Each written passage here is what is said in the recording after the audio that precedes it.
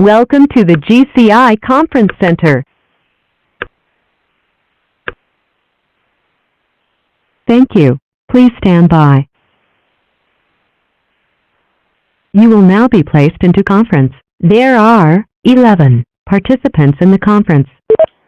So you're getting a lot of fisher persons down there now, locals, not so many tourists, or? You know, to be honest, there's not a lot of fish in the rivers down here. They're doing good out in Homer and Anchor Point. Mostly locals, though. Not too many tourists. We'll see how that goes tomorrow when the Russian River opens up on the Kenai. Yeah. Well, you've had a big jump in COVID positive ones down there, too. People may be staying away. We have. It's getting bad down here. Yeah. Well, we didn't add a new local yesterday, but test results came back, and one of the out-of-state passengers that got tested at the airport on Saturday came back positive. So, but so far that's the only passenger since Saturday that's tested positive. But we've been getting more and more out-of-state passengers arriving. Mm-hmm. So, nah, people just need to continue using masks and gloves. You know, the state opened up and everybody thinks the COVID went away. Yeah, I know. It's not easy. So, Mr. Miller, are you online yet? I am. Mr. Schulte, are you online? Mr. Deshak, are you online? Ms. Wilson, are you online? I am, Mr. Chair. Okay, thank you. I'll wait a couple more minutes for 2 members.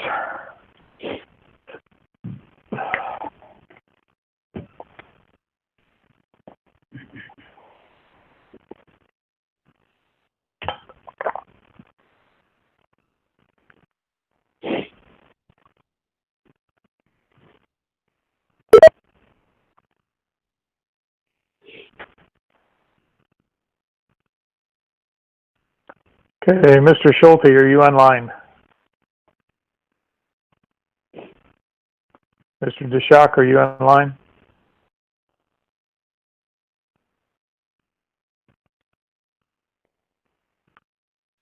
Okay, we'll wait a couple more minutes.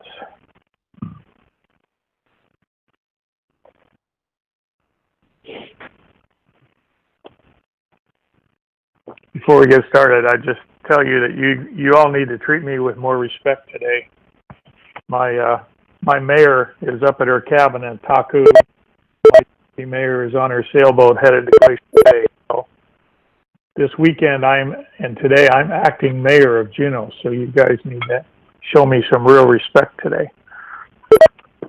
We will call you Your Honor all day. Oh, please don't. Mr. Mayor. No, I just thought it was funny that I'm sitting here in meetings and my mayor and deputy mayor are out living. So, Mr. Schulte, are you online yet? Yes, I'm here, thank you. Mr. Deshak, are you online? Yep, here.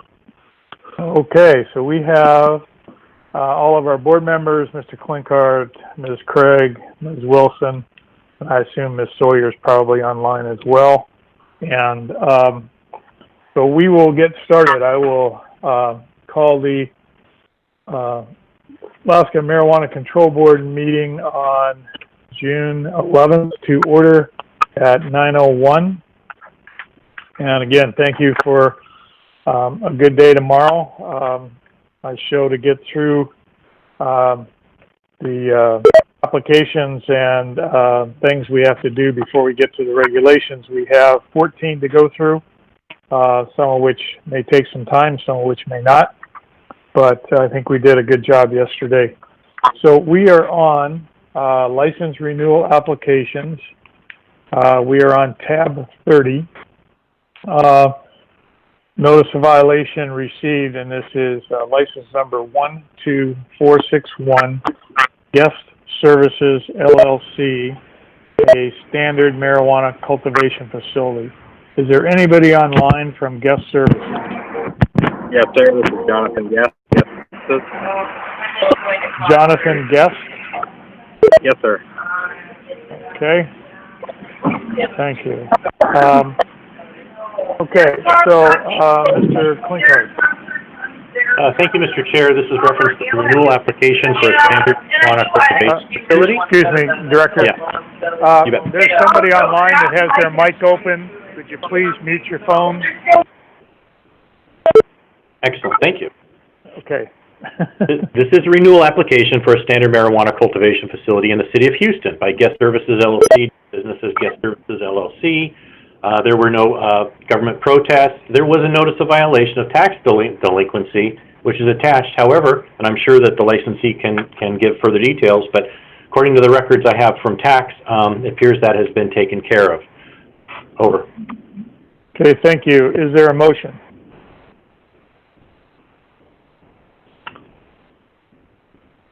I'm just reading here. Yeah, move to renew the application.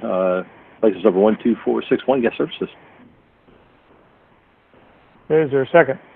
Second. Okay. Mr. Guest, can you confirm that your tax liability has been taken care of? Yes, sir, I can confirm that. All right. Is there any discussion or questions from the board? Okay. Hearing none, on the motion to approve the renewal of license 12461 Guest Services LLC, Mr. Deshak. Yes. Mr. Jaime. Yes. Mr. Schulte. Yes. Mr. Miller. Yes. And I'm a yes. So thank you very much. Thank you. Thank you. Okay, so we are on to operating plan changes. And this is tab 31, license number 10512, Southeast Alaska Laboratories LLC. This is a marijuana testing facility. Is there anybody online from Southeast Alaska Labs? Yes, Hello? sir. Jessica Dravelbis online from Southeast Alaska Labs. Okay, and your last name again? Dravelbis. Okay, Mr. Klinkart. Thank you, Mr. Chair. This is a, excuse me, Southeast Alaska Laboratories LLC, a marijuana testing facility, is requesting approval of amendment to its operating plan to appoint a new scientific director, attached as Form MJ15 operating plan and an amended MJ06. And the DEC's recommendation regarding this proposed change is also attached. The MJ15 was temporarily approved. Over. Okay. Is there a motion?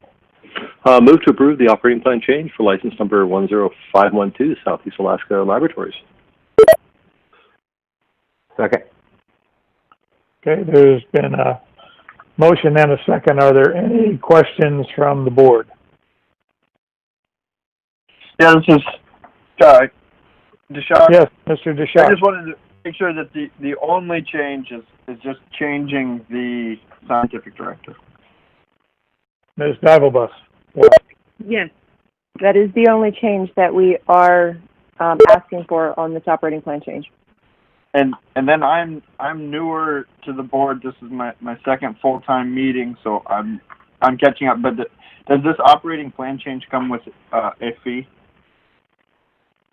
Yes, it does.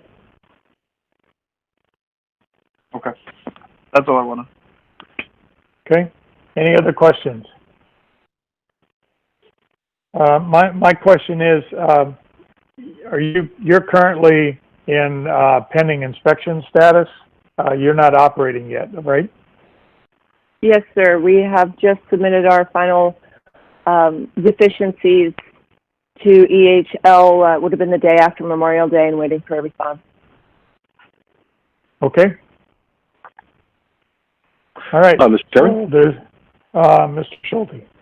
Yeah, just one quick question. I was looking at the MJ06, and there's mention here of at the client request they'll offer pesticide screening. I was under the impression that pesticide screening was cost prohibitive for the labs. Was I mistaken in that? I mean, are you guys able to screen for some types of pesticides? Mr. Divalbus. We have currently not gotten to testing for pesticides, although it is possible as long as you know what pesticides you are testing for. Obviously. Okay. All right. Yeah, I just wasn't sure what the scope of that was. Thanks. I don't have any other questions. Okay. All right. And this is Jaime. I have one question. Yep. Yes, Mr. Jaime. Looking at the MGO15, it says there's attachments for the resume, diplomas, and letters of qualifications for Olivia Bingham. I can't find those.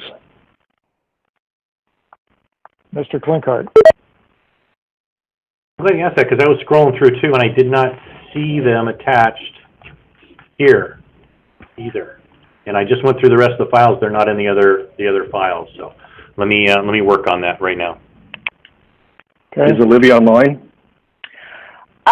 She meant and intended to be on the line. We were waiting yesterday and ended up not getting on the agenda yesterday, and she has a 8 to 10:30-ish meeting today, and if you would like her on after her meeting, she would gladly call in and be here. She's very apologetic for not being able to make it, but she had a pressing meeting she had to be at. Mr. Chairman, this is Jaime again. I think it's important that we speak to Olivia Bingham. I don't have any specific questions for her, but I'd like to at least for her to explain and her resume and what makes her qualified for this job. There's nothing in this application, so I think we need to speak to her. Okay. So when is her meeting over? 10:30ish, and my apologies. That was all in the attachments. I think we actually ended up sending in quite a big attachment for her with all of her qualifications. But I can't help you if you don't have it now. Mr. Chair, this is Shock. Yes. Yeah. So just broadly for the board to consider is I don't know if we have the role anywhere in statute to determine the qualifications of somebody, whether or not they do a good job filling the role or not. And the reason I brought up the question was because I found it to be something that we may address later, not charging a fee for somebody to change an employee in their business. I thought that was pretty onerous, and that's why I brought it up for later consideration. But if somebody isn't here and that their qualifications have been sent into our board and that we can't find them now, I don't think that we should have people run through the rings to get back in front of the board because we don't have the information in front of us. For the Chair's time, Mr. DeShock, I appreciate your comments, but Carrie. they obviously weren't sent to the board because I don't have them. Yeah. Yes. There was somebody else coming online. Mr. Chairman, Bruce Schulte? Yes, Mr. Schulte. I quite agree with both Mr. Bischock and Mr. Jaime. There is actually in the MJ06 there is a description of her of Ms. Bingham's credentials, but if it's possible, I wouldn't be opposed to just tabling this for now till later in the day. I mean, we'll get through it, but it would be helpful to just have her be there to sort of talk about her background in laboratory work. Okay. And I would just remind the board that we have, by policy and I think regulation, adopted the lab qualifications from the Environmental Health Lab at DEC, and they're signed. Their quality manager, Mr. Krupe, has a letter that is in our file saying that he has reviewed the proposal and that she appears to be qualified for the position per requirements in Trees Llc 306-630D3, and the EHL-LCP can further assess her qualifications in more detail during the on-site audit conducted as part of the application approval process. So for Mr. DeShock, if you would look at Regulation 306-603B3, I think we do in regulation have some qualifications that are required. With that, maybe we can postpone to a time certain. If everybody will remind me if Ms. Zavelbus and Ms. Bingham can be on at 11 a.m., we will get to call you or bring you back on at 11 o'clock. Mr. Chair? That way, yes, who's speaking? This is Steve Krupe at the Environmental Health Lab. I'm just wondering if I can help out with any of the questions. We'll see. Mr. Jaime or Mr. DeShock, do you have any questions of Mr. Krupe? This is DeShock. I was just going to see how DC reviews any of the health or any of the applications. Ms. Krupe, if you could describe that process. Certainly. The first thing that we do is to look at the degree for the candidate. In regulation, there is a requirement for a degree, and then based on the degree level, the amount of experience, post-degree experience that there is.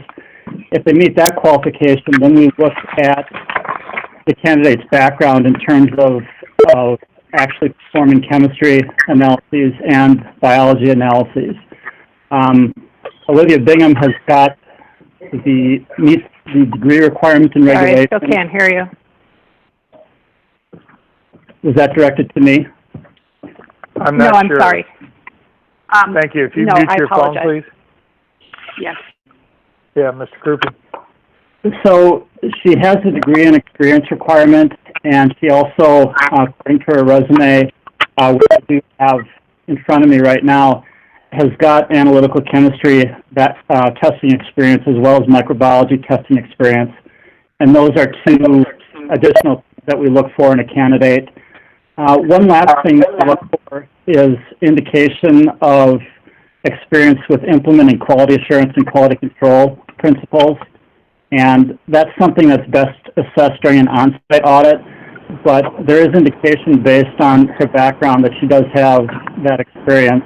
But again, to assess in detail on site. Okay, thank you. You're welcome. Mr. Jaime, do you have any questions?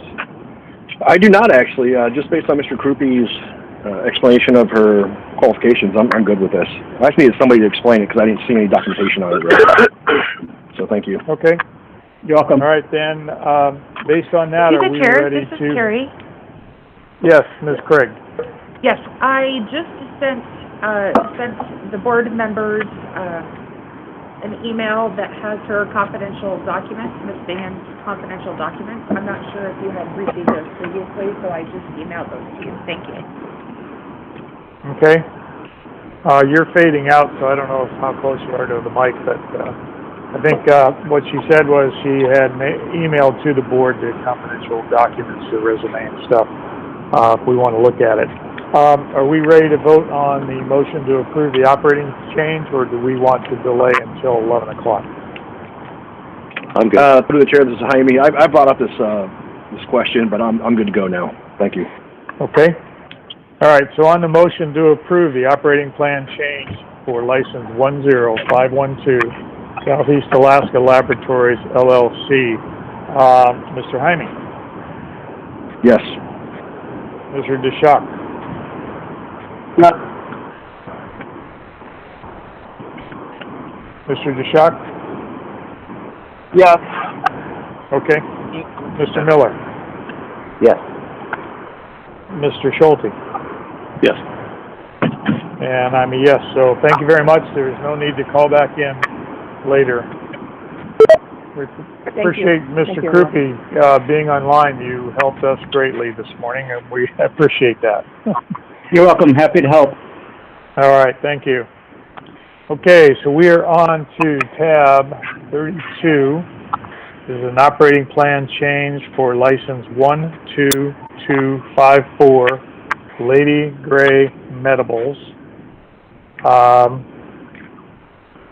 Is there anybody online from Lady Gray Medibles? Hi, Llc, attorney for Lady Gray Medibles, and Tasha is on the phone, Tasha Grossel. Okay.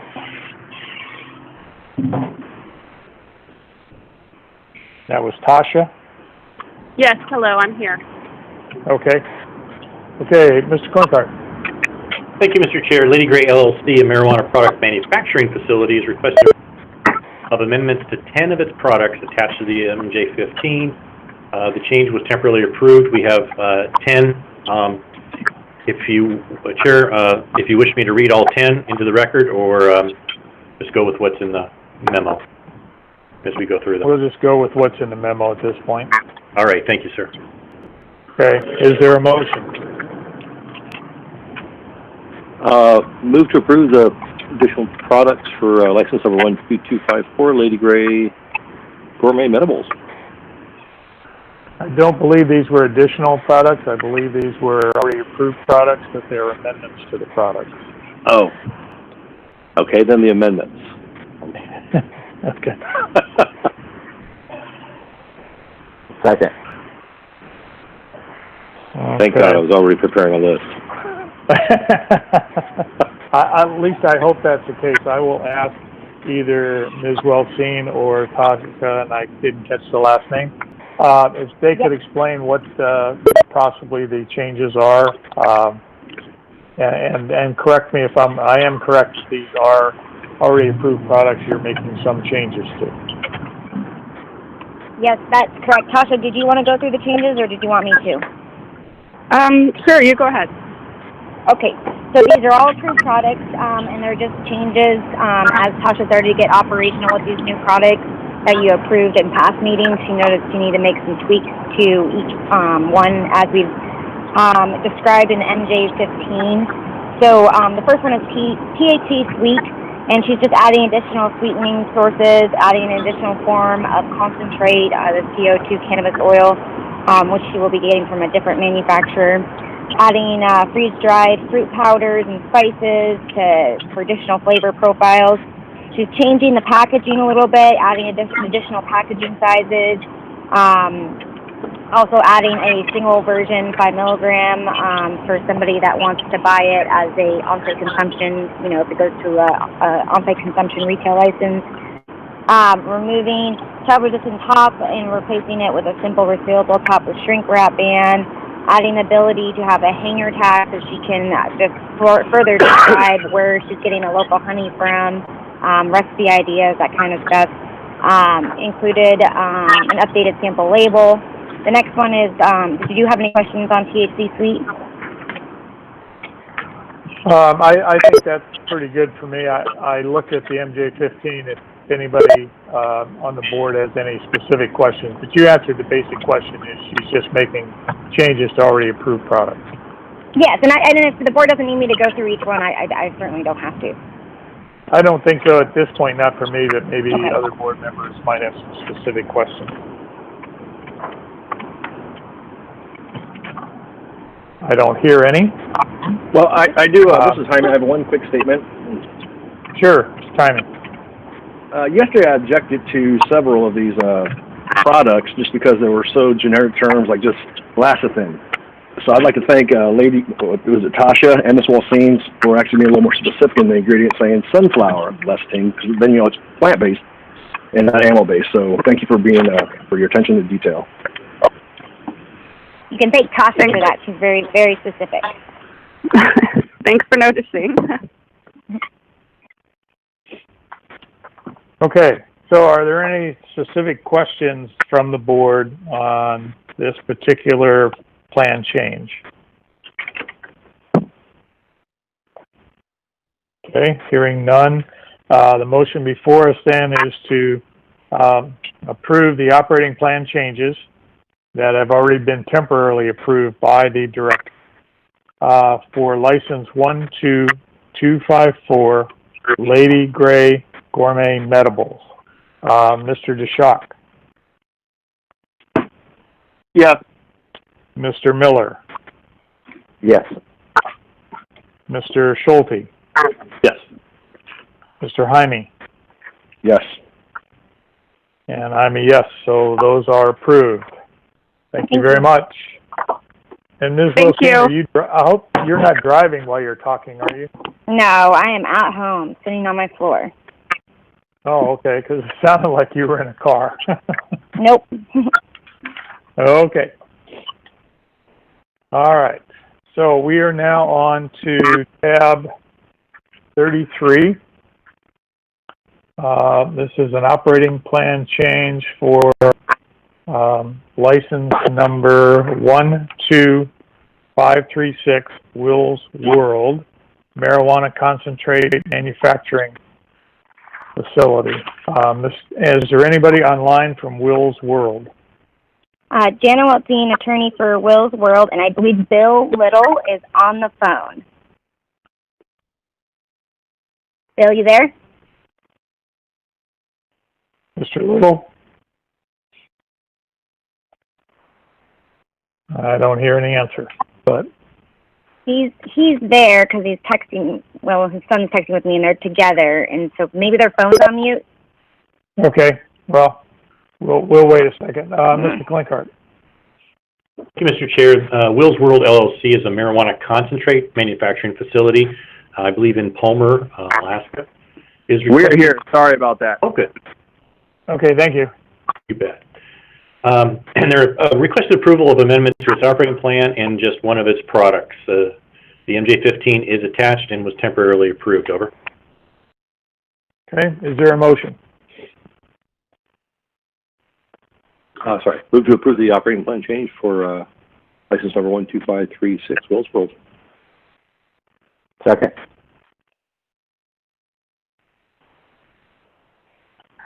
Okay, are there any questions from the board? I believe this is adding an ethanol extractor to the currently approved shatter product.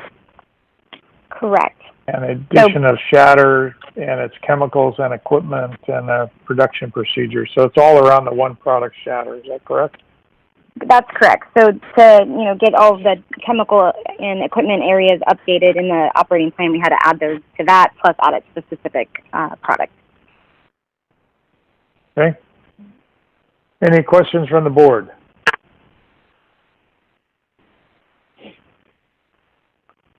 Okay, hearing no questions. The motion is to approve the operating plan change for license 12536 Will's World LLC. Mr. Miller, Yes. Mr. Jaime, Yes. Mr. DeShock, Yes. Mr. Schulte, Yes. and I'm a yes, so that's that. Thank you very much. Okay, so we're on to tab 34, license number 13222, Southeast Essentials. It's a marijuana product manufacturing facility. Is anybody online from Southeast Essentials?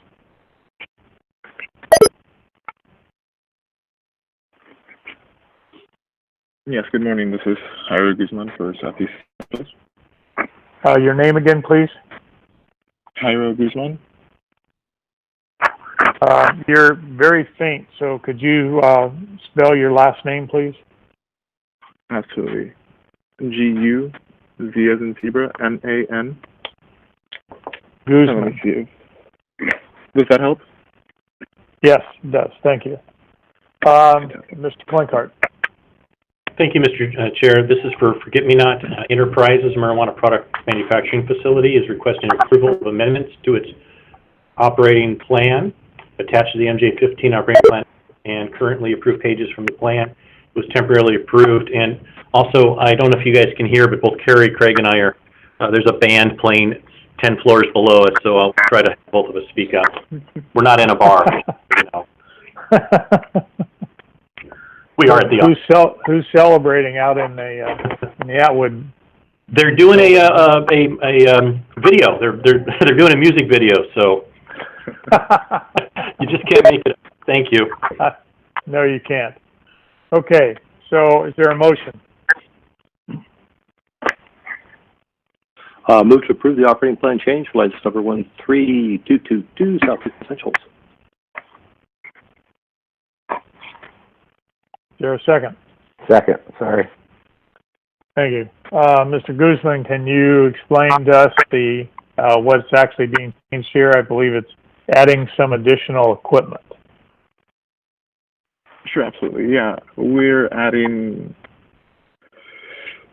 5 different types of equipment. It's all meant to either pre-processing or post-processing the material. And we would also be adding 3 chemicals that would be used, ethanol, terpenes, and MCT oil. Okay. And this has been temporarily approved, is that right, Director? Yes, Mr. Chair. Okay. Are there any questions from the board?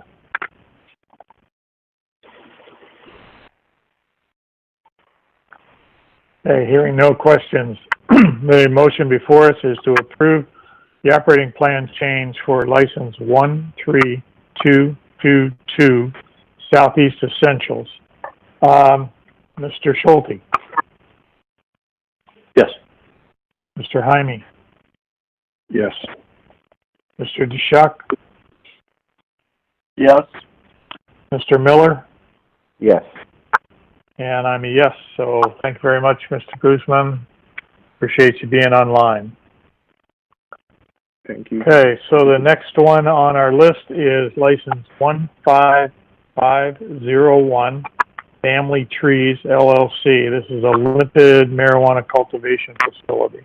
Is there anybody online from Family Trees?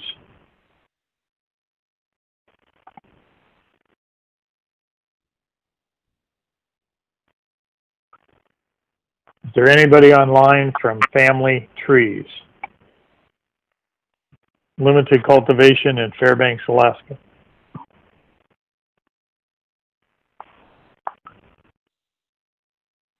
Okay.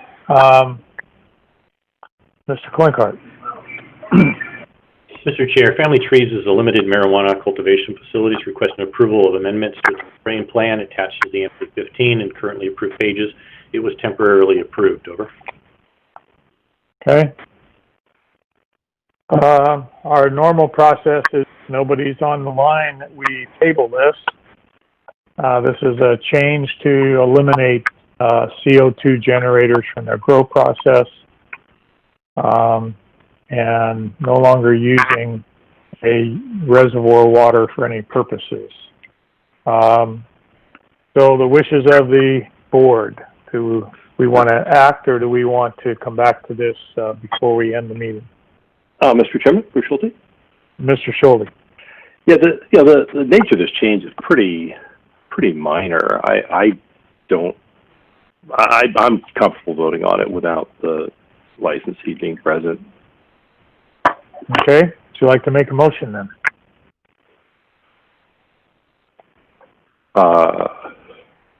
I did. No, I did not. I'm sorry. Not yet. Yes, move to, okay, sorry. I'm one tab behind. Move to approve. Operating plan change for license number 15501, Family Trees. Is there a second? I'll second. Okay. One more time. Is there anybody online from Family Trees LLC, Limited Marijuana Cultivation Facility in Fairbanks, Alaska? Mr. Chairman? Okay. Mr. Jaime. Yeah, I'm in a little quandary here. I mean, it was temporarily approved, so I'm leaning towards approving it. But like you said, we normally have a representative from the business present, so they ask questions. And I would like to know, and I know that people can answer this question for me, but I'd like to hear it from the owner himself. You know, what does removing the CO2 generator do for business, or what? You know, how does it affect his operating plan? So that's a question I would have for the owner.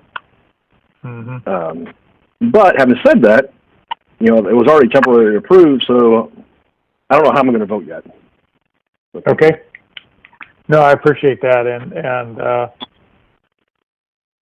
I don't know that we have, I think one time we might have not approved something that was temporarily approved, but generally if they're operating under that temporary approval, then to change that is kind of hard too, so. Okay, so there is a motion before us to approve the operating plan change for license 15501 Family Trees LLC. And just for the record that there was nobody online from Family Trees. So, Mr. DeShock.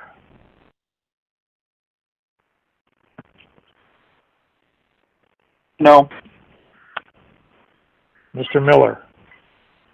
Yes. Mr. Schulte. Yes. Mr. Jaime. No. Okay, and I will be a yes. So that's 3-2. Mr. Klinkard, if you could let Family Trees know that probably the vote was closer because nobody was online, I would appreciate it. Just to remind the industry that if they have items before us, they should be in attendance. I think that's a very good idea. We'll do that. Thank you. Okay, so the next three are Scorpion Grass. First one up is 15788. This is tab 36, Scorpion Grass, which is a retail marijuana store in Wasilla. Is there anybody online from Scorpion Grass? Jan Watson, attorney, and we have Jim Hacker. Jim, can you introduce yourself to the board? One of the licensees on the phone. Hi, this is Jim Hacker. Jim, spell your last name. Hacker. Okay. I didn't know whether it was Hacker or Packer, so I wanted to make sure. Mr. Klinkart. Thank you, Mr. Chair. This is Scorpion Grass Retail Store in the Matsu Borough. It's requesting approval on amendments to its operating plan. Attaches the MJ15. Additionally attached is the approved MJ14 in case it's needed for reference by the board, and temporary approval was given. Over. Okay. Is there a motion? Move to approve the operating plan change for license number 15788, Scorpion Grass. Is there a second? Second. Okay. So we have a motion, and this is for the retail marijuana store Mr. Hacker or Ms. Llc, can you explain the changes, please? Yes, and Jim, I'll take this unless you want to take it. No, you can go ahead. Thank you. Okay. So these are just some little tweaks to their operating plan. So if you remember, there was, in last summer, there was a big fire in this facility, partially actually burnt down. So they got to, how to rebuild it. And so rebuilding it meant there were some tweaks and changes in the layout and how we wanted to do things. And so we also updated their operating plan to meet the new regulations on Section 8.1 for the delivery amount of how much you can deliver at one time. We also added the removal of different access points around the counter because we changed the way that the counters were structured on, you can see that on MJ14. Removed some shelving. We added a little MJ island, that's a secured locked island that is just for display. Updated some things like the TV menu screen mounted and the fireplace. Instead of behind the point of sale counter is in a different area. That's basically it. Okay. Are there any questions from the board?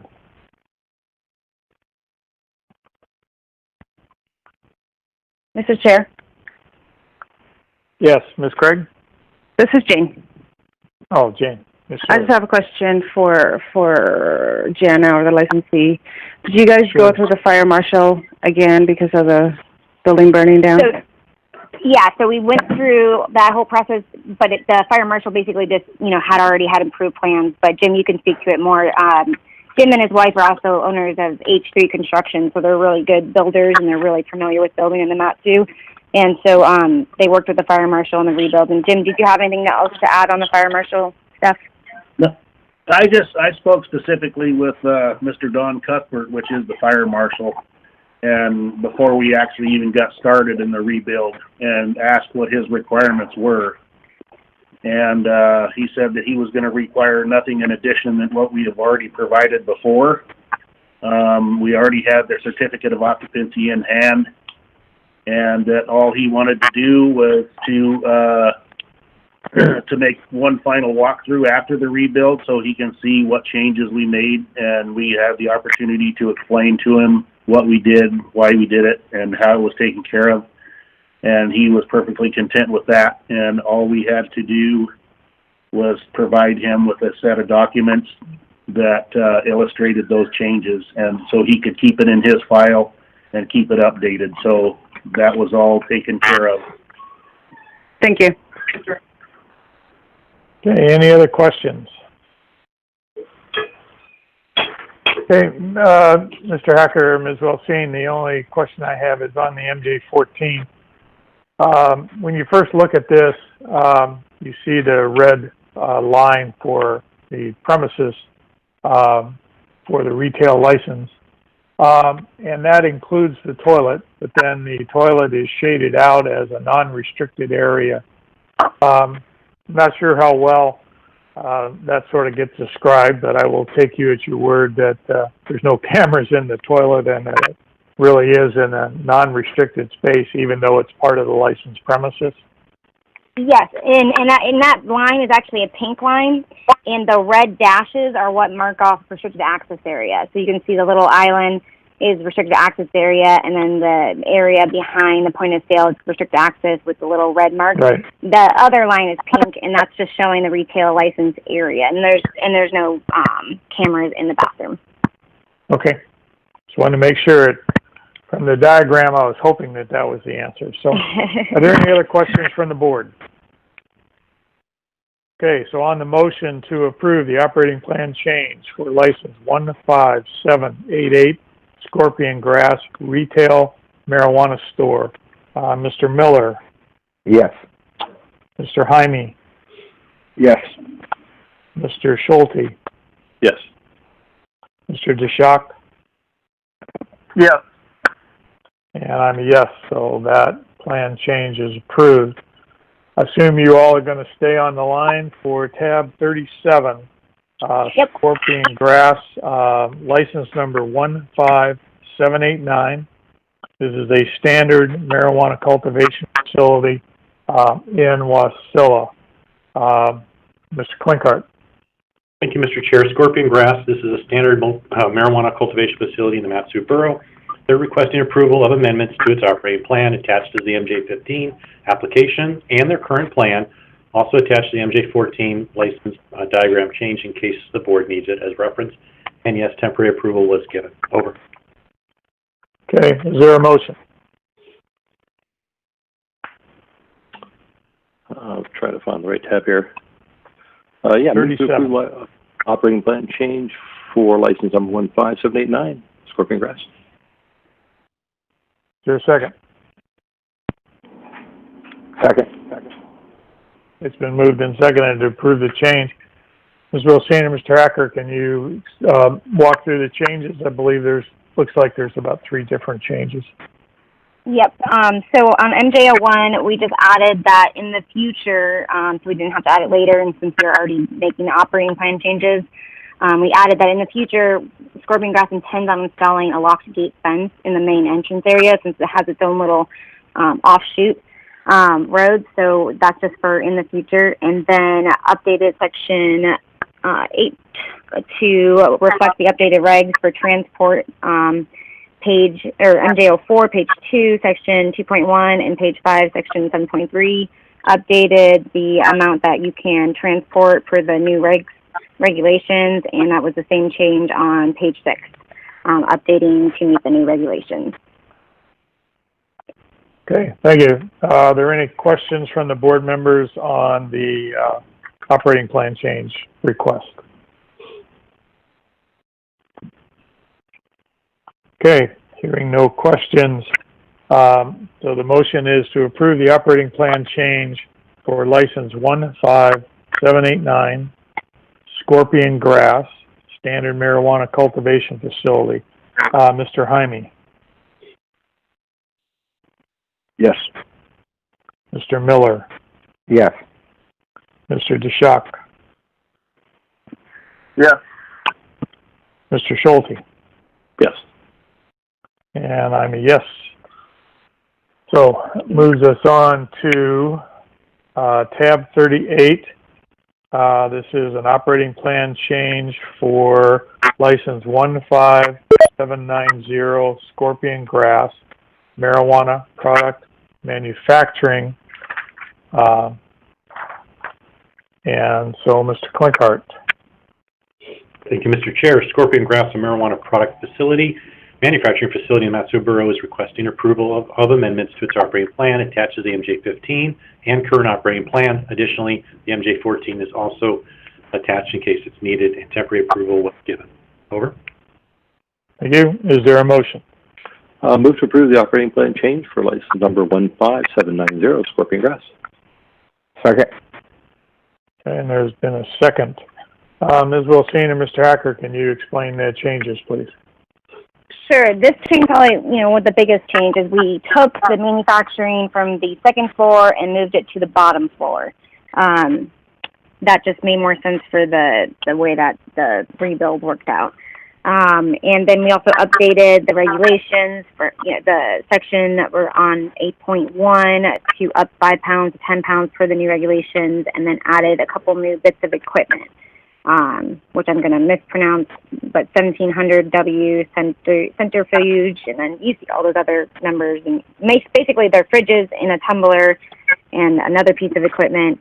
And also, I just wanted to say, so since I probably won't have a chance to say it later, we really appreciated Investigator Hamilton coming out during the pandemic to do these inspections, to get these guys open in person instead of doing it virtually, because that would have been really difficult. So I just wanted to thank him for coming out in the middle of the pandemic to work with us on these 3 licenses. Okay. Are there any questions from the board on the operating plan changes for Scorpion Grass?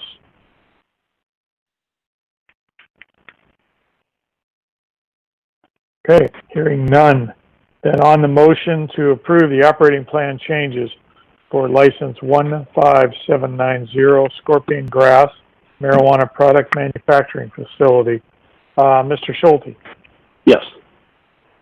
Mr. Jaime? Yes. Mr. DeShock? Yes. Mr. Miller? Yes. And I'm a yes, so thank you very much. Thank you. Thank you very much. Okay. Thanks, Jana. You're welcome. Good luck to you. Yeah. Okay, so the next item up is tab 39, Tetra Core Llc. Is there anybody online for Tetra Core Llc? Yeah, this is Grant Anderson with Tetra Core LLC. Thank you. Mr. Klinkart. Thank you, Mr. Chair. Tetra Core LLC is a marijuana product manufacturing facility is requesting approval of amendments to 3 of its products. Attached to the MJ15 operating plan application and current approved products, the MJ15 was not temporarily approved because the staff and myself had a question. And the question for the board is, for the Sol infused water and Psychonaut infused energy products as part of the change request, the licensee is proposing an additional 2-ounce bottle option with 10.2-ounce servings of 5 milligrams of THC for a total of 50. Does the board find this appropriate considering the small bottle option and serving sizes? Thank you very much for your consideration. Okay, is there a motion? Sorry, I was busy reading. Yeah, move to approve the operating plan change for license number 18493 Tetra Core. Okay, is there a second? Second. Okay, it's moved and seconded. Mr. Anderson, the question raised by staff, would you like to address that and any other changes before we start questions? Definitely. If the question's a little bit, I guess I would need the question kind of phrased more directly at me. Is there concern about just the ability to measure these servings, or that these servings are so small in the first place?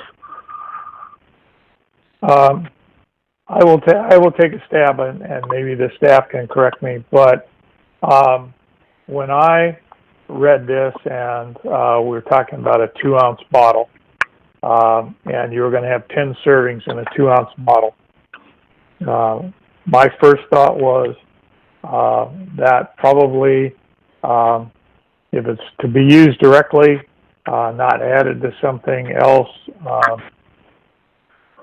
2 ounces probably gets consumed all at one time, and it's real easy to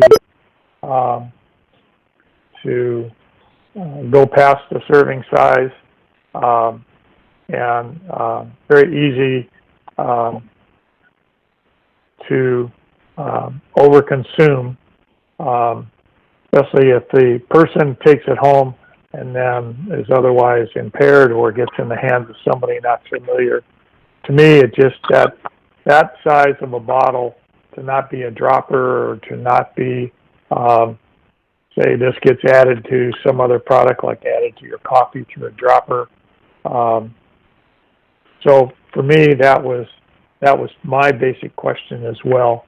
And maybe if that doesn't meet what the staff was thinking, they can chime in. But just to clarify, for me, that's what I was thinking. And if you could address that, I'd appreciate it. Absolutely. So it is pretty small. There's definitely some trust on the consumer to be responsible. I think the industry's proven itself pretty responsible over the last 4 years.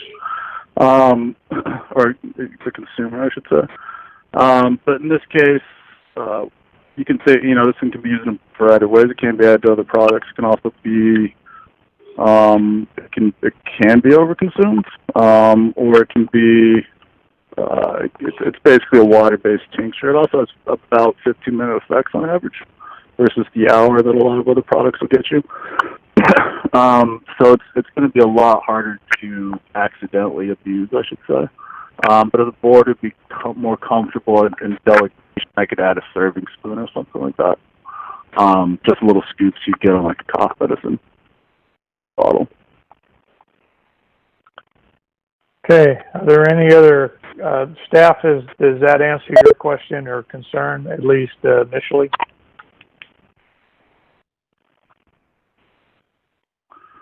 Mr. Chair, I was still on mute. I think you hit the nail on the head, Mr. Chair, that our concern is how is it going to be regulated, and the thought of a dropper or some other way of being able to measure and at least give an opportunity to the consumer to get things as prescribed and as needed. So yeah, that's kind of one of the suggestions that the staff had. Okay. Any other questions from board members? Yeah, Mr. Chairman. This is Mr. Schulte. Oh, go ahead, Mr. Schulte. Go ahead. I'll follow. Mr. Jaime. Just a quick question for the gentleman who was just speaking. He said, I didn't understand what he was saying about it makes it difficult based on why people wanted to abuse this. He said it, and I just couldn't understand what you're saying. Mr. Anderson. Yeah, sorry. This product has about 15-minute effects. So if you're going to dose it, normally a problem with dosing edibles, you eat one, and then 45 minutes later you haven't felt anything, so you eat 10 more. With this product, usually getting the effects, most people are getting the effects in about 15 minutes, as fast as 4, as long as about 30 is the longest that I've heard. It's going to be a lot harder to abuse this on accident. It's going to be a lot harder to drink a chunk of it, maybe take a serving and then not have the effects hit you fast enough that you start taking it. So that would be kind of the rookie consumer's mistake, I should say. I'm not sure if it helps leave any concern. Other than that, adding a serving spoon, I think, would help out with dosing. It'd be easy enough to add a 5-milliliter dosing spoon. And then it would, this thing is in the ballpark of tinctures, which are reliant on people actually using a dropper bottle versus chugging the whole thing. I can tell you the other drink additives that are out there are being drank, people are drinking those directly. They're not, there's a certain chunk of the population that's taking those directly. They're not adding it. So this does, I think, meet the, it stays with the spirit of what's been improved in the past. Well, thank you. Mr. Schulte. Thank you, Mr. Chairman. I'm torn because, early on, the very early stages of this regulatory process, as you may recall, there was a lot of discussion about whether a single-serving edible should have 10 milligrams of THC or 5, and I advocated for 10. We settled on 5. Other states have varied. But the idea was to, was to err on the side of caution. And my concern is that, with such a small bottle, as the gentleman indicated, somebody could just, knock the whole thing back in fairly short order, and get the full 50 milligrams of THC. The quandary I find myself in, though, is that we haven't really established a reference point for this. We've approved single-serving edibles of 5 to 10 milligrams, multi-serving edibles. I'm sorry, 5 milligrams, multi-serving edibles of up to 50. I don't know. I guess we haven't really provided any guidance on this. So I'm torn over a basis on which to deny it, but as identified, so I'm kind of on the fence. I agree. I think that most edibles that we have done, we've had the line of demarcation or the size or the number, but and I also agree that consumers have a personal responsibility. I think we have a responsibility to aid in their choices by not approving packaging that lends to that. I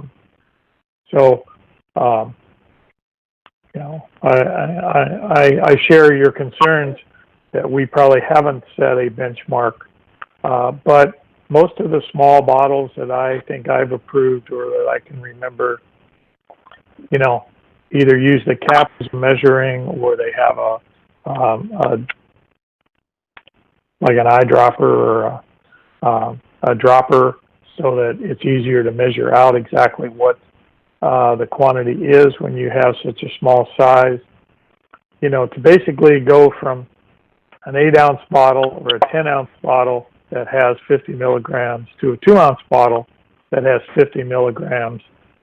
I guess it's the same milligrams, but it just seems to be a packaging that makes it easier for the consumer to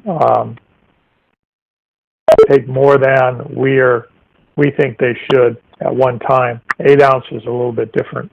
Although when I look at my 12-ounce can of Diet Pepsi that I seem to drink too much of, I question my own use. But I agree with you. There is concern. So, but I don't know what to do here. So, is there any amendments to the motion? Is there any other comments from the board?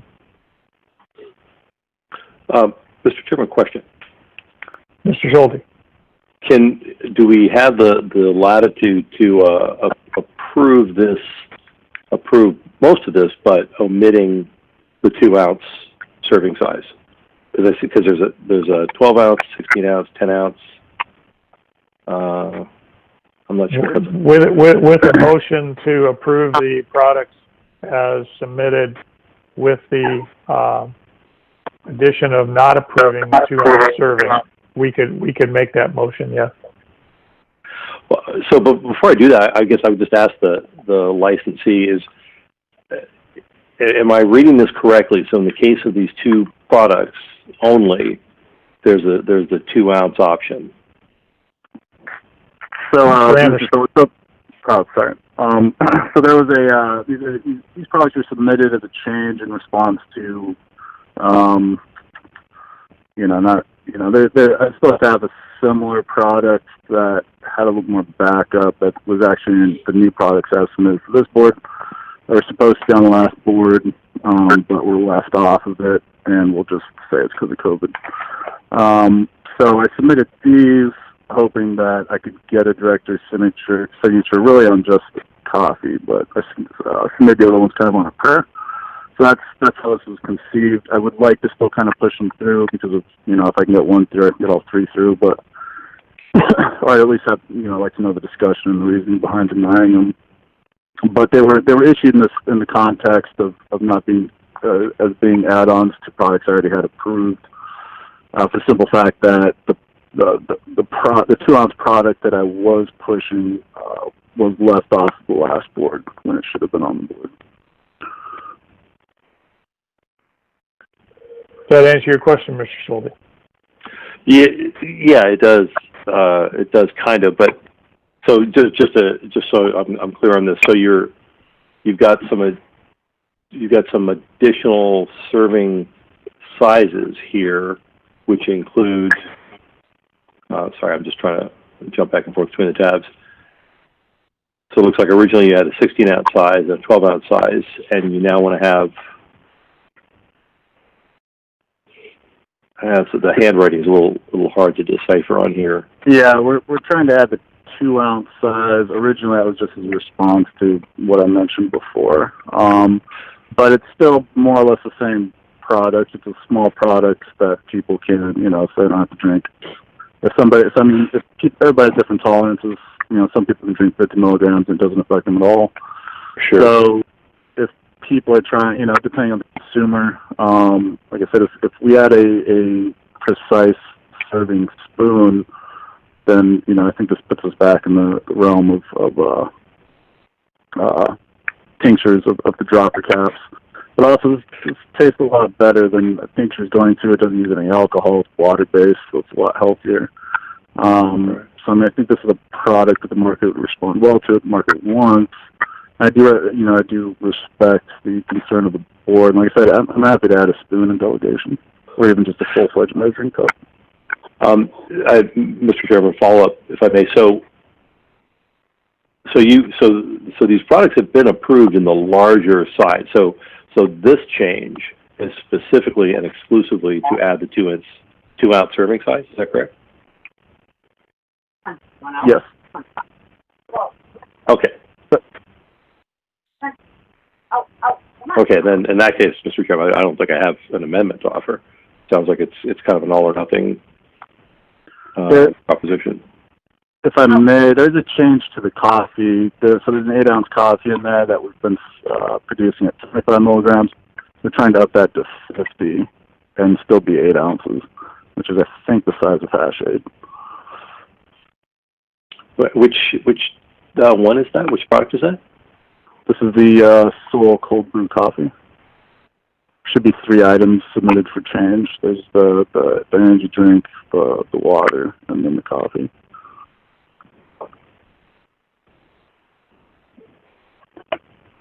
Okay, I see.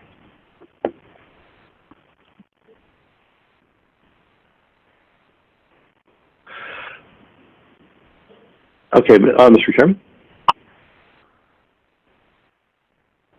Oh, I had myself on mute, sorry. Okay. So I would like to offer an amendment and remove from consideration the 2-ounce serving size.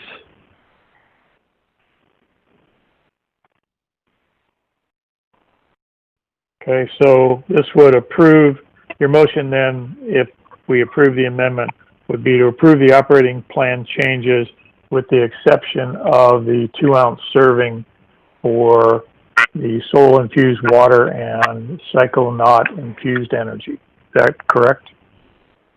And yes, because it doesn't look like Soul Brew coffee has a 2-ounce. Is there a second on that amendment? I'll second. Okay. Is there any objection on the amendment? Can I ask a question? Mr. Anderson, yes. So what is the smallest liquid unit that the board is willing to consider at 50 milligrams of THC?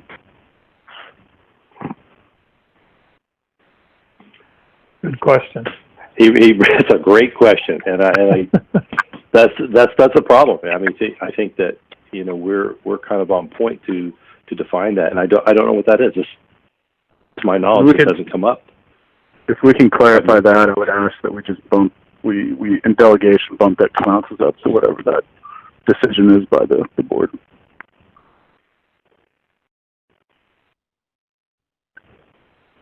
Okay, any other questions from the board or any discussion? Okay, so the motion before us today now is the motion is on license 18493, Tetra Core Llc.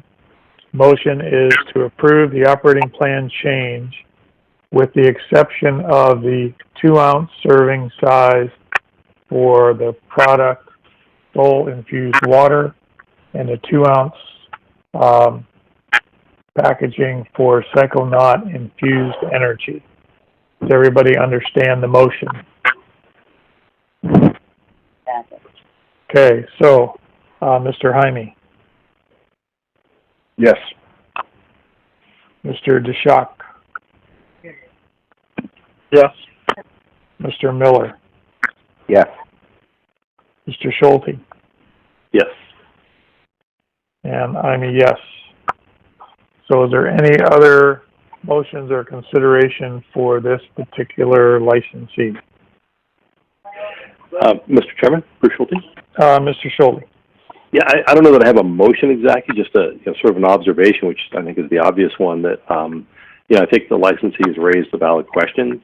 I don't have a ready answer, but I do think it's something that we need to consider, but I don't think it's something we can do in the form of an amendment for one product. I think it may be a somewhat broader conversation than we could accomplish today.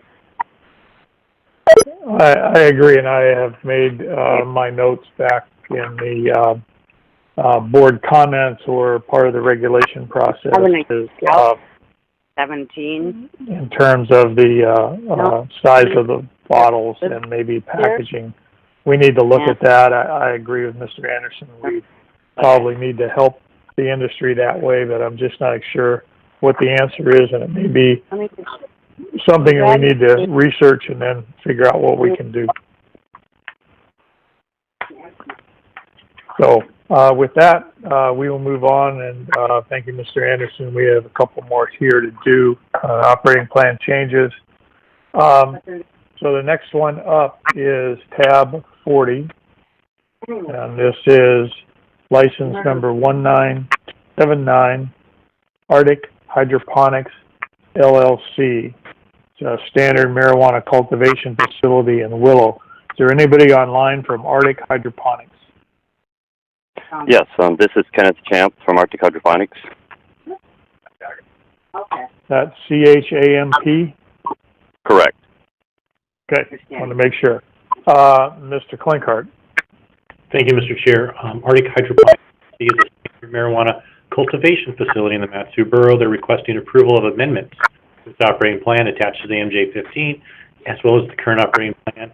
Additionally, an approved MJ14 change is there should the board wish to reference it. Temporary approval was given. Over. Okay, thank you. Is there a motion? Move to approve the operating plan change for license number 19279, Arctic Hydroponics. Second. Okay, it's been moved and seconded. Mr. Champ, can you explain your operating plan change? It looks like you're adding 6,000 square feet to your cultivation.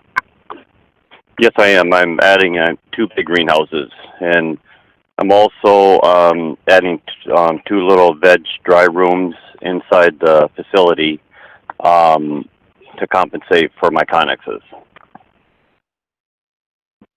Okay. Are there any questions from the board? Yeah, Mr. Chairman, I have a question. Mr. Schulte. I'm just reading the narrative on MJ04, and you mentioned the organization of seed banks with strain specific packages. So are you guys producing seeds for sale as well? No, we're not. No, it's strictly just veg and dry, and that's it. Oh, okay. All right. Just the use of the phrase seed banks kind of threw me there. Okay. All right. I don't have any other questions. Okay. Any other questions from the board? Okay. My question is, in looking at the MJ04 and then the diagram. So, your facility is a fenced-in where you have multiple buildings, and so the high tunnel, greenhouses, the Connex grows, those are all separate buildings within this site. Is that correct? Correct. And so you have all of that cameras. So if anything moves from high tunnel on the far left to the existing generator room or the Connex Grow 2, that movement would be captured on cameras? Yes, we're going to have cameras, and basically it's all over, every corner, every aspect of it. It's going to be cameras, like probably close to 60 cameras. Okay. Thank you. And since this was temporarily approved, Mr. Klinkhardt, have we gone out to verify that that is in fact in place? I do not know. Let me see if I can check with one of the enforcement folks and get back to you ASAP. Okay, appreciate that. Is there any other questions from the board?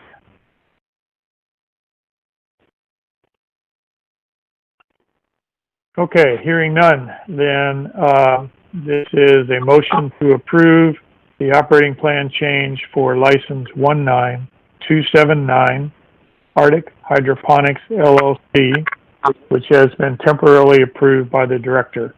Mr. DeShock. Yes. Mr. Jaime. Yes. Mr. Miller. Yes. Mr. Schulte. Yes. And I'm a yes. So thank you very much, Mr. Champ, for being online. Thank you. Okay, so we are at tab 41. This is a operating plan change for license 1874, Snow Cap Gardens 2 LLC, which is a limited marijuana cultivation facility in Wasilla. Is there anybody online from Snow Cap Gardens 2?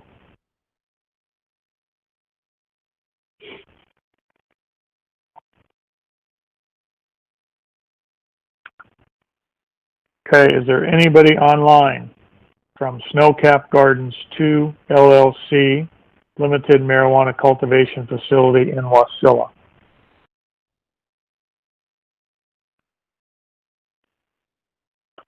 Okay, I do not hear anybody online, and we're going to start into some new products. And so I would suggest if anybody can contact Snowcap Gardens, maybe they can give that a try. I show it as 10:10. Let's take a break until 10:20. We will then check to see if anybody from Snowcap Gardens is on. And if not, then we will move on to our 3 new product applications. So with that, we are on break until 10:20. Thank you.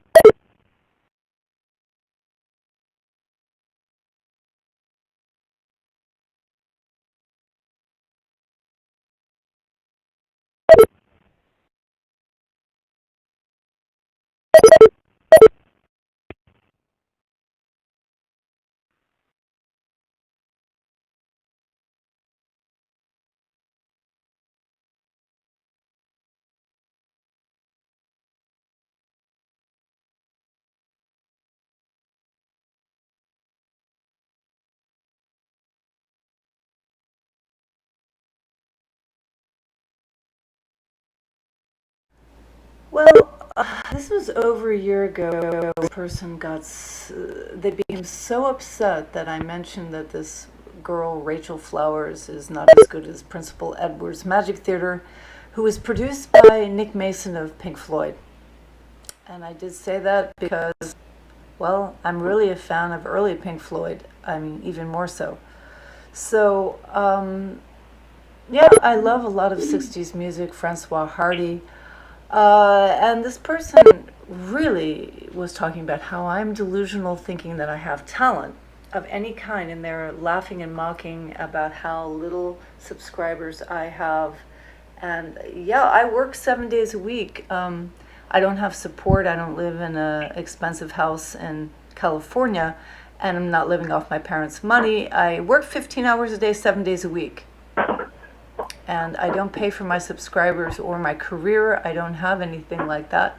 But I do have one of the top icons that's ever been in the music industry, in the top 3 ever. The people don't sell records today. They may sell perfume and they may do modeling, but they don't sell albums. Not in the amount that the people from the 60s did.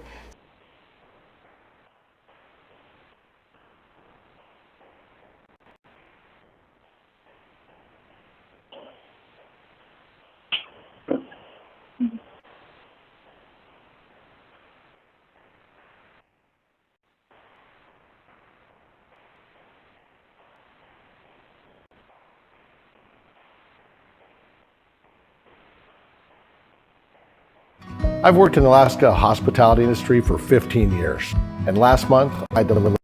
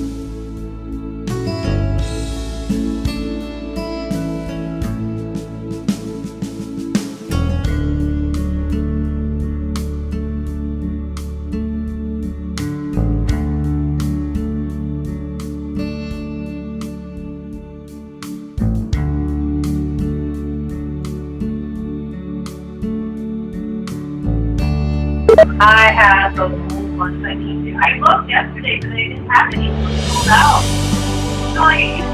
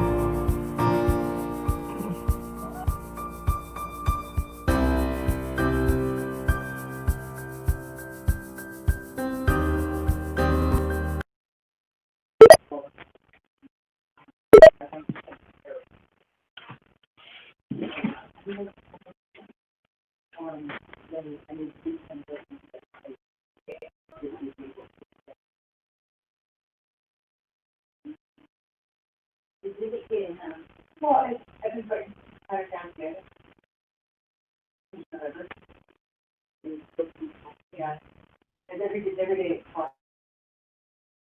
I mean, there's times that I was standing at point cover and shifting, pulling the one foot up and shifting to the other one. I didn't realize how bad the left one was, because it was bigger, right? So long. And when I took this out of the pushing it to my left heel, I thought she wants to do it. So we just for sometimes. So I just want. Do they work for you? Is this your first first? time I've ever had it? It didn't work for my plantar fasciitis. We said this doesn't work and they can do surgery.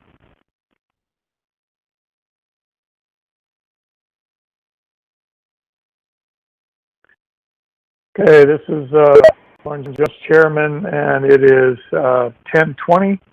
I want to confirm, Mr. Miller, are you still online? Mr. Miller? Mr. Jaime? Yes, sir. Mr. Schulte? Deshot? Okay, my board members are not back yet. I'm back. I just, technology challenged. Thank you, Mr. Miller. Mr. Schulte, are you back on?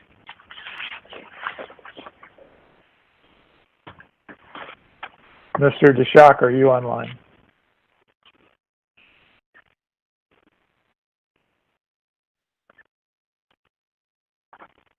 Mr. Schulte? Mr. DeShock?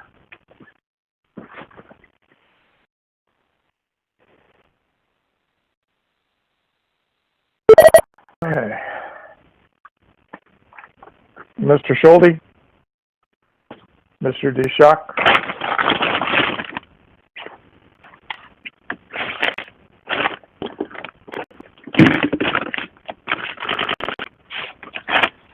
Mr. DeShock or Mr. Schulte, are you back online?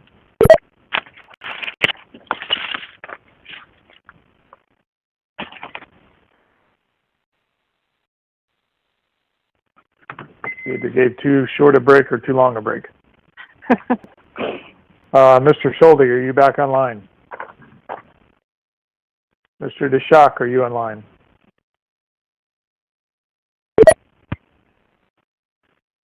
Hey, this is Bruce. I'm back. Okay. Okay. Mr. DeShock.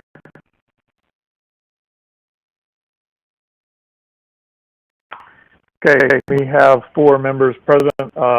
Is there anybody online from Snow Cap Garden LLC, Station in Wasilla? Yes, this is Martin Brown. I'm here. Okay, thank you, Mr. Brown. Mr. Klinkhart. Thank you, Mr. Chair. This is for Snow Capped Gardens 2 LLC, which is a limited marijuana cultivation facility. They're requesting approval of amendments to its operating plan attached to the MJ15 change application. It was temporarily approved. Over. Thank you. Is there a motion? I move to approve the operating plan change for license number 19874, Snow Cap Gardens. Second. It's been moved and seconded. Are there any questions of Mr. Brown from the board? Casey DeShock is here. Oh, thank you, Casey. No, I have do not questions of I have a question. Mr. Rainey or Mr. Schulte. Who? Yeah, just a real quick question. So if I understand correctly, you're going to go from bottled CO2 with a regulator to a CO2 generator with some other sort of regulating system. Is that basically correct? Yes, that's correct. Okay. Pretty straightforward. I don't have any other questions. Okay. Any other questions from the board? My only question is, does this change require some review by the fire marshal, or is that good to go? It already was approved by the fire marshal. I sent the approval in with the request. Okay. All right. So, any other questions?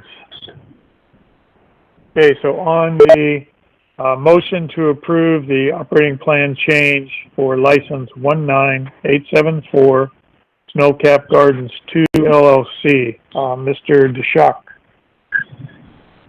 Yes. Mr. Jaime. Yes. Mr. Schulte. Yes. Mr. Miller. Yes. And I'm a yes. So thank you very much, Mr. Brown, for coming back, and that has been approved by the board. Okay, thank you. Okay, thank you. We are on to tab 42, which is license number 12536, Will's World, LLC, a marijuana concentrate manufacturing facility in Palmer. Is there anybody online from Will's World? Yes, sir. Jan Llc, attorney for Will's World, and Bill Little is on the phone. I think he just introduced himself. He did. Thank you, Mr. Little. Mr. Klinkhart. Thank you, Mr. Chair. Will's World is a marijuana concentrate manufacturing facility. They're requesting approval of 5 new products attached to this memo and the MJ16. Over. Okay. Is there a motion? Move to approve these 5 new products for Will's World, license number 12536. Second. It's been moved and seconded. Are there any questions from the board?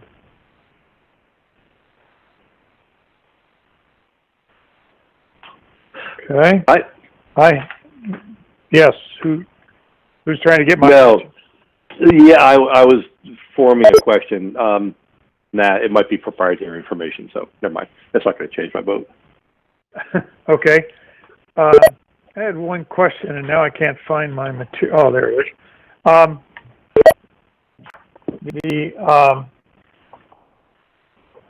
When I compared the full spectrum extract from the select spectrum extract, I didn't see any difference. They both had the same description of the process. In fact, they both had the same picture. So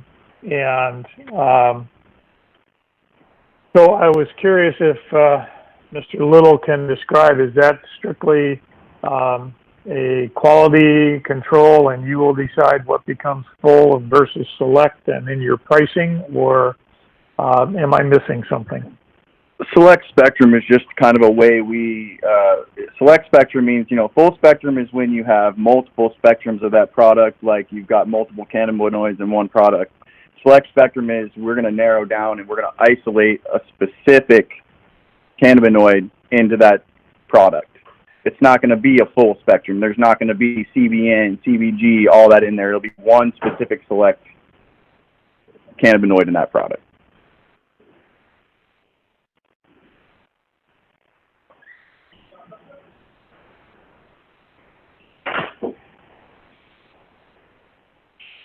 Are we still there?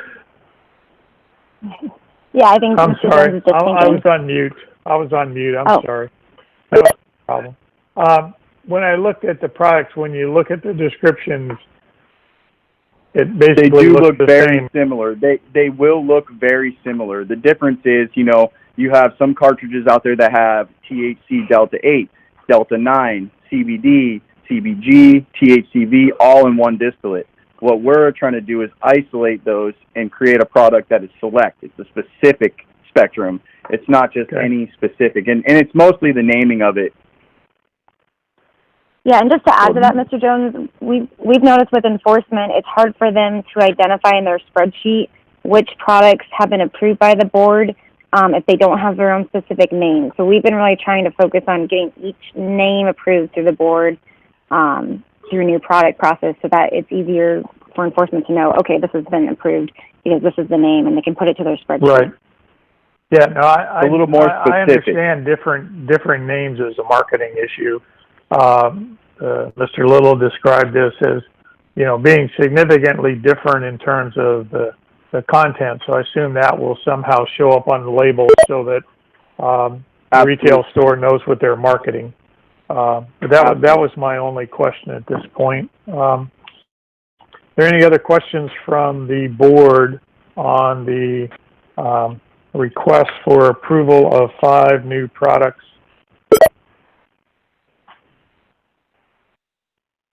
Okay, hearing no other questions, then on the motion to approve the 5 new products for license 12536, Will's World, Mr. Miller. Yes. Mr. Jaime. Yes. Mr. DeShock. Yes. Mr. Schulte. Yes. And I'm a yes. So those 5 products have been approved. Thank you. Awesome. Thank you, and have a great day. You bet. We're on to tab 43. This is the new products for license 13222, Southeast Essentials. Is there anybody online from Southeast Essentials? Yes, hello again. It's Harold Guzman for Southeast Essentials. Okay, Mr. Guzman, thank you. Mr. Klinkart. Thank you, Mr. Chair. Southeast Essentials is a marijuana product manufacturing facility. They're requesting approval of 10 new products attached to the MJ16. Over. Okay. Is there a motion? Move to approve new products for license number 13222 Southeast Essentials. Second. And it's been moved and seconded. Are there questions from the board?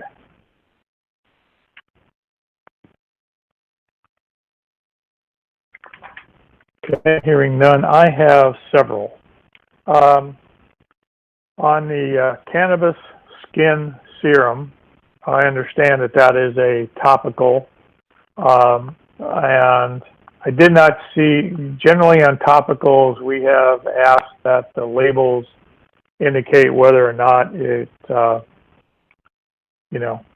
could be consumed, I guess, is a term. I'm trying to look for the term, or whether it's strictly a topical.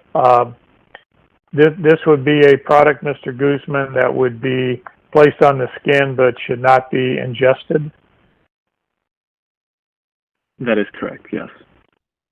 Okay. Then I would request as part of the delegation that somehow the labels show that this is a product not to be ingested. The other question that I had, and this is mainly for, I guess, fellow board members, so that I can be clear.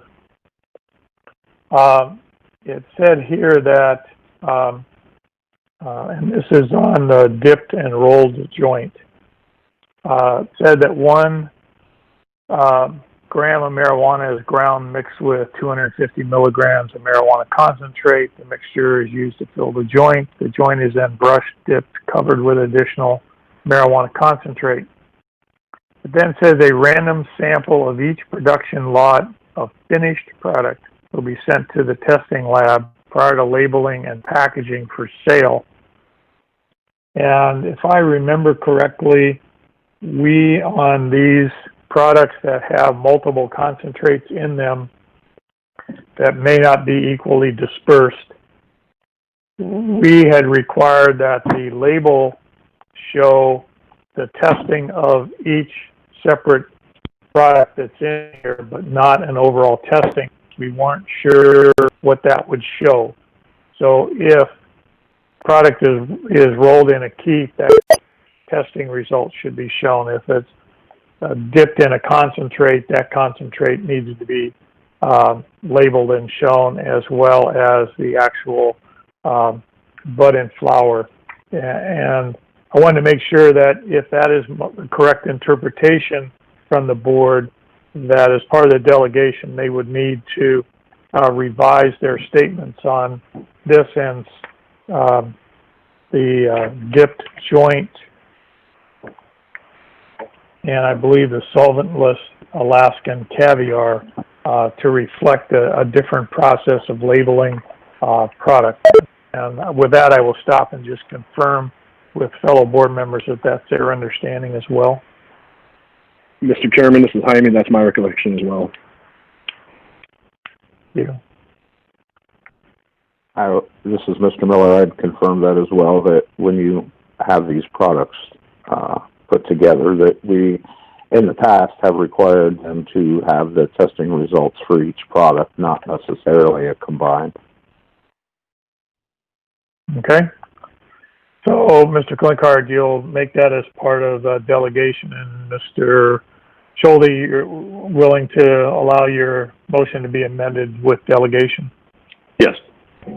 And yes. Okay. Okay.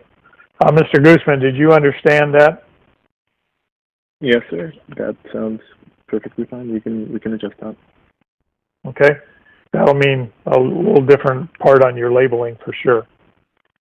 Absolutely. Okay, were there any other questions from any board member on the 10 new products?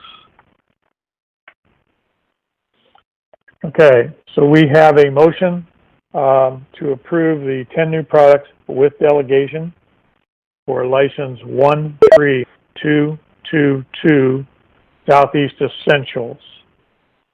Mr. Jaime? Yes. Mr. DeShock? Yes. Mr. Miller? Yes. Mr. Schulte?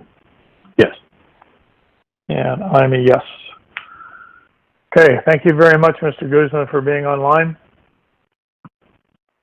Thank you. We are now up to tab 44. This is new products license 18493 Tetra Core Llc. Is there anybody online from Tetra Core Llc? This is Grant Anderson with Tetra Core Llc. Welcome back, Mr. Henderson. Thank you. Second round, huh? Okay. Mr. Klinkhart. Thank you, Mr. Chair. Tetra Core Llc is still a marijuana product manufacturing facility. They're requesting approval of 6 new products.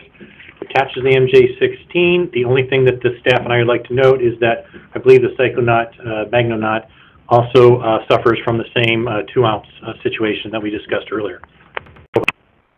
Thank you. Is there a motion? Yeah, move to approve new products for license number 18493 Tetra Core. Second. Okay, there's a second. Before we get into any other discussion, do you want to, Mr. Schulte, deal with the 2-ounce serving, or do you want to wait until we've had a discussion with Mr. Anderson? I guess I'll wait until we've had the discussion, but okay. I'm pretty sure I'm going to kind of go the same way. Okay. So, Mr. Anderson, can you describe, this is basically,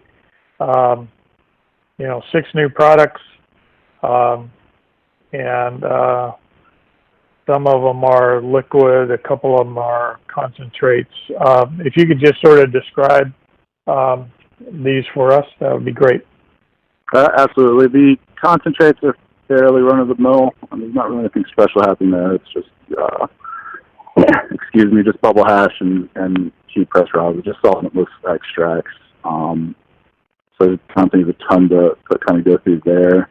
The packaging for those will be the unit that's holding the concentrate itself will be child-proof, and then those will be put into a kind of burlap bag. We're trying to find hemp right now. We can find burlap, which is kind of for decoration, not for childproofing.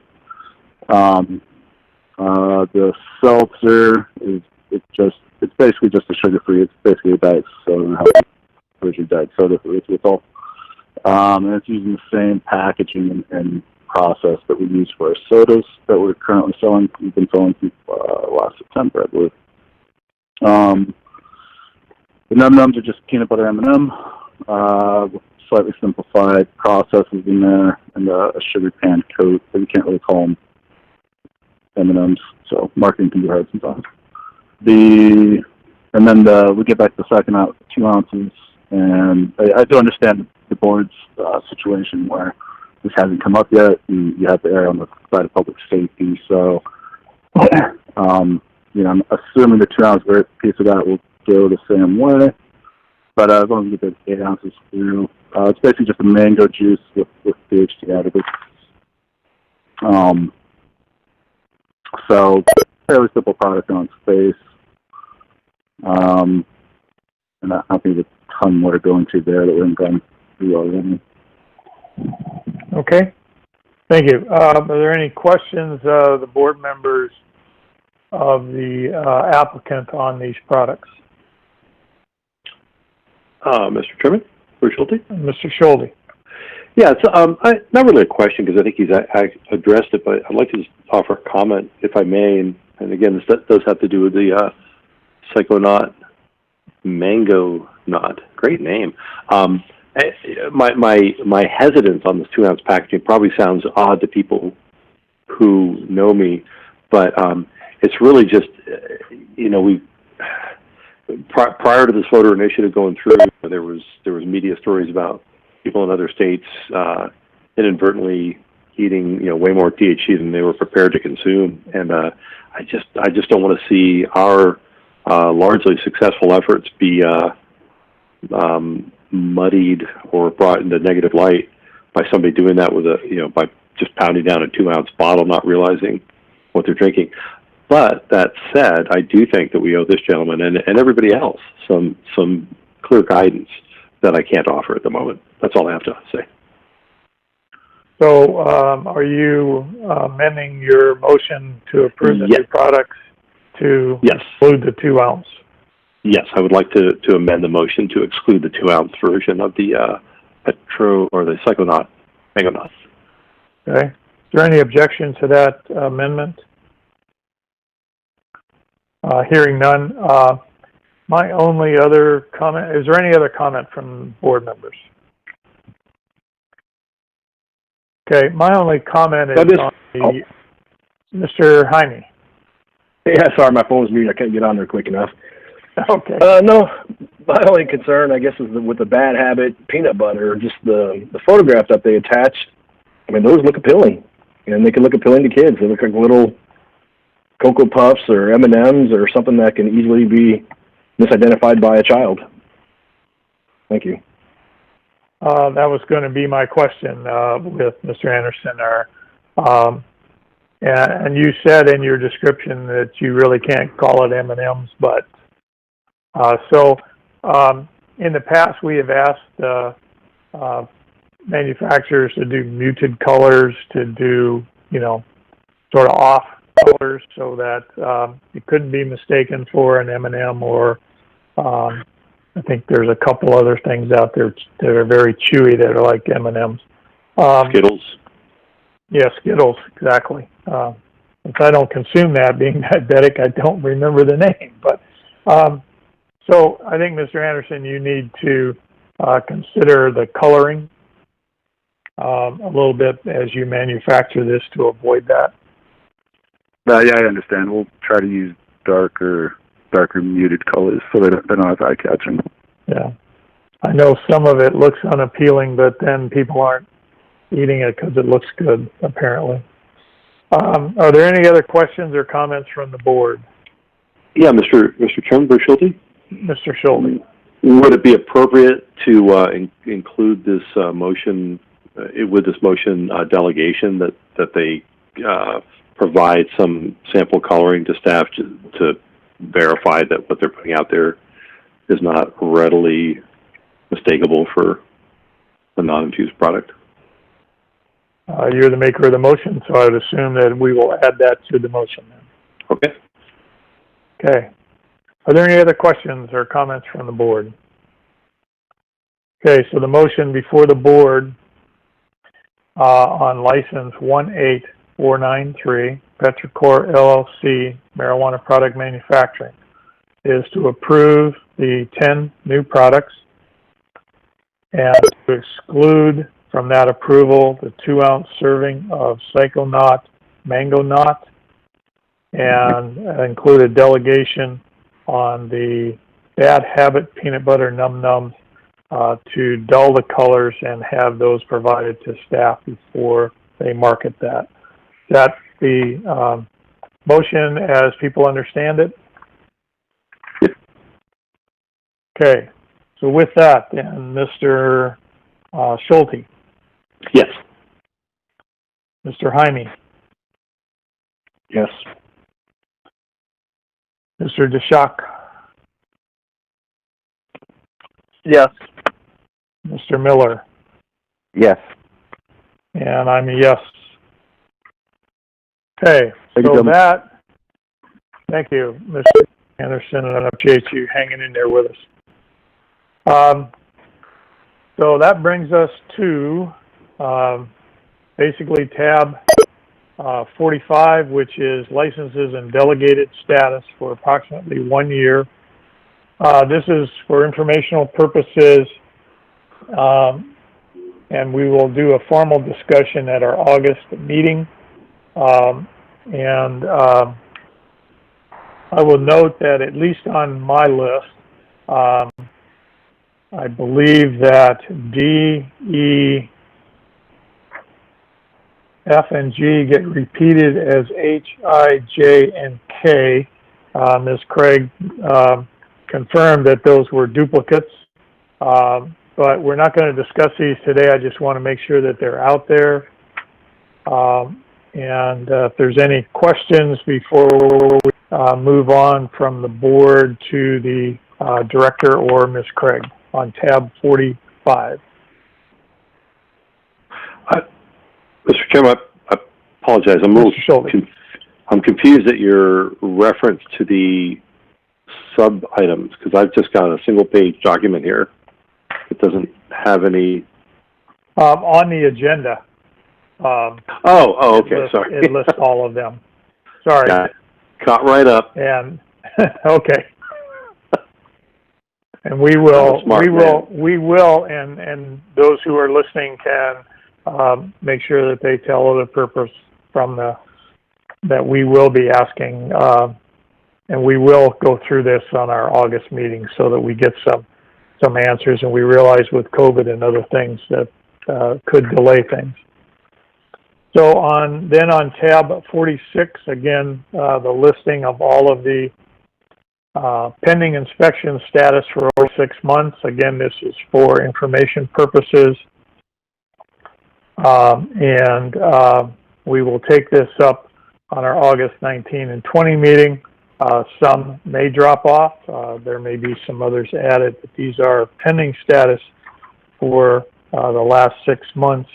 And there's quite a few pages there for people to look at. And if you have contact with any of those individuals. So are there any questions on tab 46, licenses and pending status? Okay, hearing none, we will move on. And so we are at tab 47. Mr. Chairman? Mr. Schulte. Just a reminder, I think that back on tab 43, there was a change, an operating plan change. Did we approve that one, or I thought we were tab 43 was Southeast Essentials. I'm sorry, 35. 35. Family trees. We did approve that on a 3-2 vote. Oh, okay. Even though there was no one available, and the staff will contact them and let them know. My bad. Okay, never mind. At least that's my notes. Okay, so we are on to tab 47, and I believe this is Ms. Sawyer or Ms. Wilson. If you could walk us through this, please. Jane, would you like me to take that? Yes, ma'am. Thank you. Emergency regulations are good for 120 days. Your emergency regulations setting parameters for curbside pickup expire, I believe, August 13th. Under the current legislation signed by the governor, I believe the legislature extended the emergency through November 15th.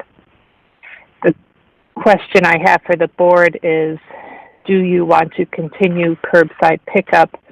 And if so, you have before you a regulatory proposal that would be a permanent regulation, but it builds in a sunset date of November 15th, 2020 to conform with the length of the expected COVID emergency. Without it, curbside will go away mid-August. Okay, there are questions from the board members. This is Jaime. Quick question. Mr. Jaime. So just to clarify that this emergency regulation, or this proposed emergency regulation that it expires August 14th, if we extend it to November, the regulation will sunset and go away. We're not like creating this new regulation indefinitely. The regulation will stay on the books, but what it does is say that, and actually I see from Jane, we did not identify a specific date, and I'll tell you why. but it would basically say until X date you may provide curbside. The regs will stay on the books because they're permanent, but the ability to do so ends on the date you identify. Now, I recall now why we left the state empty. In the case of the alcohol regulations, they actually had to be in line with a statutory suspension of some Title IV provisions, and the governor had specifically extended those through November 15th. So that's why we named that date. If your intent or desire is to conform with what the legislature has identified as its date for the emergency, that would be November 15th as well. We would just need your guidance as to what date to put in. But does that answer your question? Yeah. That does answer that portion of it. So the next question is, so this expires on August 14th, the current emergency regulation. Could we reconvene on August 15th and reenact it again for another few days? Because I'd prefer not to have a permanent regulation on the books, even if it becomes null after a certain date. I don't want that on there because in the future it just makes it too easy just to vote yes on it without robust conversations. What that looks like, sir, in discussions with our Law and Regulations Department or section, is a workaround of the emergency regulations purpose of the Administrative Procedure Act, which is to actually have a limited date on it. And what happens in this case is we then avoid the need for public comment. And what we don't want to do is curtail public involvement in regulation creation.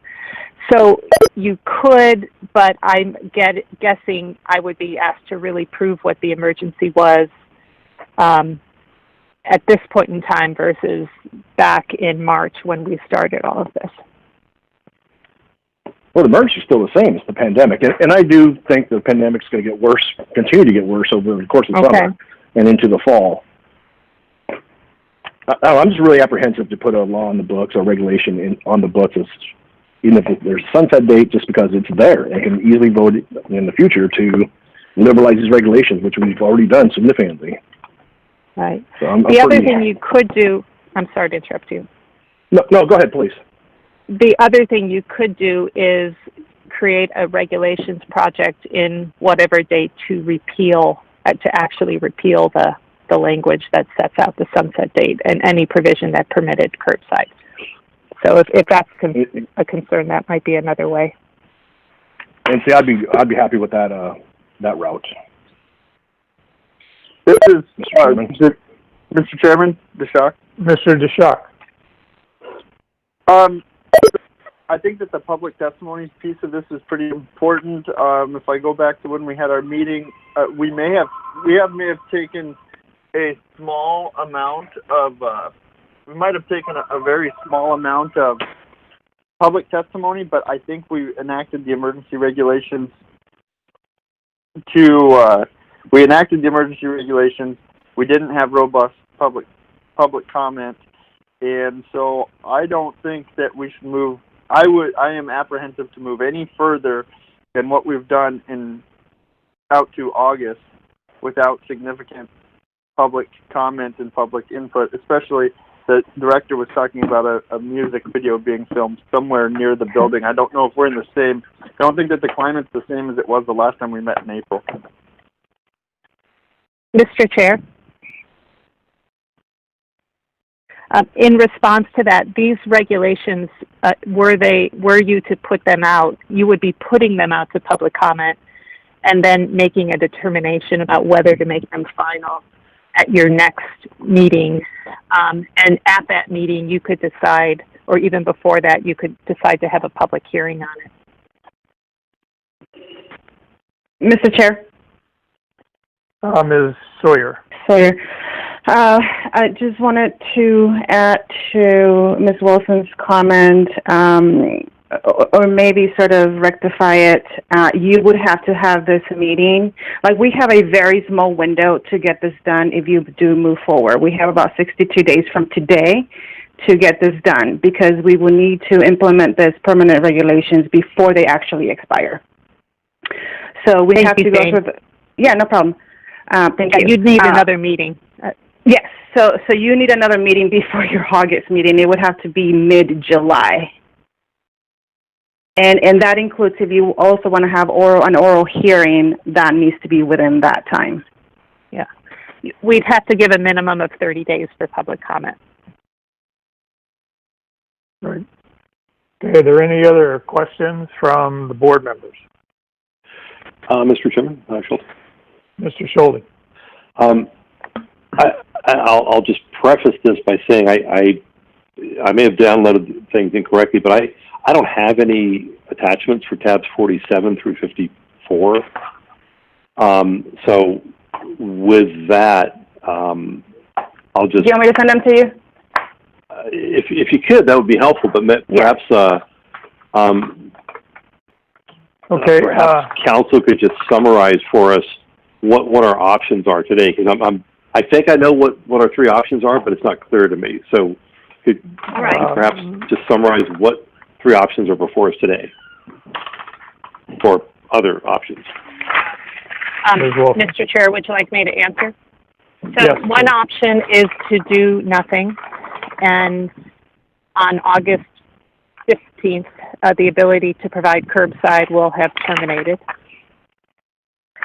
The second option is to open a permanent regulations project, which is the proposal you have or will soon be getting, that basically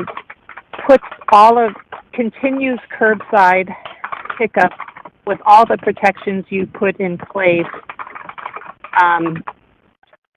and provides a sunset date to conform with Mr. Jaime's request, or Lieutenant. I always want to get your rank correct, sir.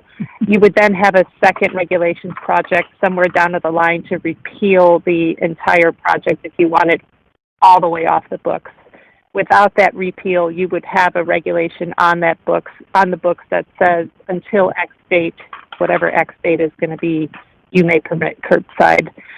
And the third option is to decide where we are in August and decide if you want to promulgate another emergency regulation package, with the caveat that I've been advised that appears to be a runaround of the Administrative Procedures Act and could potentially not be endorsed by the Department of Law. I can't tell you that for sure because I don't know, as was stated, what the facts will be in August. Is that clear, Mr. Schulte? I think so. Yes, it is. Okay.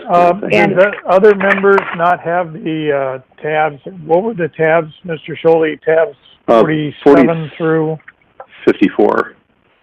Through 54. Yeah. I got some of them, Mr. Schulte, and some of them I actually had to go out to the website and to the meeting documents and download those. So I have a suggestion. We are greatly ahead of schedule. I need to be on another Zoom meeting at noon to listen to our police chief have a public discussion about some of the issues before, as you all know, about police. Given that people need to get these out and the staff needs to get these out and you need time to review that, I would like to recess until about 1:15 or maybe let's just say 1:15. I think we can easily finish up in a couple hours this afternoon. That sounds good. Or we can just power through, but I would suggest that we take a break until 1:15, allow people to get the tabs and to read those so that we can do our due diligence. Does anybody have any objections to that? I would like that longer break to 1:15 so I could go through this a little bit more carefully. Okay. I apologize for not raising that earlier. That's no problem. So we are basically on tab 47, and it is 11 o'clock, and we will recess until 1:15. And we will start at tab 47 and the staff can get that out to the board members. I have them all, so you don't need to send them to me. And then we will reconvene at 1:15. So with that, I'm going to disconnect and hang up, and we will see you all at 1:15. Thank you very much for a good morning. Thank you. You bet.